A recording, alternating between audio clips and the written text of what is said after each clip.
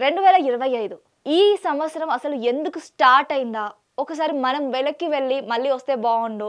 ఈ plane crash కానీ, Pahalgam attack కానీ, కాలిఫోర్నియా ఫైర్స్ కానీ ఇవన్నీ జరగకపోతే బావుండు అనేసి మనం అందరం అనుకుంటున్నాం. కానీ ఎగ్జాక్ట్‌గా ఇలాగే ఈ ఇన్సిడెంట్సే, ఈ ఘోర ప్రమాదాలే ఒకప్పుడు చరిత్రలో ఇంకొక ఇయర్‌లో జరిగాయని మీకెప్పుడైనా తెలుసా? యెస్. 1941లో ఎగ్జాక్ట్‌గా ఇలాంటి ఇంచుమించుగా ఇలాంటివే వరల్డ్ వార్ 2 ఎంత ప్రాణ నష్టం జరిగిందో అసలు మనం ఊహించలేం. అసలు వరల్డ్ వార్ 2ని తలుచుకున్నప్పుడల్లా వరల్డ్ వార్ 3 రావద్దు అనే అనుకుంటూ ఉంటాము. అలాంటి వరల్డ్ వార్ 2 అయింది కూడా 1941.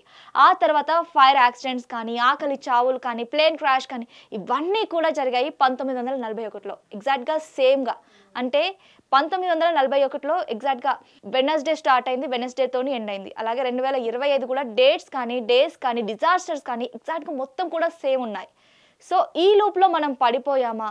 అలాగే దీన్ని డీకోడ్ చేస్తే ఫ్యూచర్‌ని మనం డీకోడ్ చేయగలమా? చెప్పొచ్చా? ఇన్ఫర్మేషన్ ఏమైనా వస్తుందా? అలాగే ఇదే కాకుండా ఇలాంటి మ్యాచ్ అంటే సిమిలారిటీస్ చాలా ఇయర్స్‌లో కూడా జరిగాయి. అది ఎస్పెషల్లీ చెప్పుకోవాల్సింది 2019. అప్పుడు మనం మర్చిపోలేమనమాట. కరోనా టైంలో ఎంతమంది చనిపోయారు. కొన్ని కోట్ల మంది ప్రాణ నష్టం జరిగింది.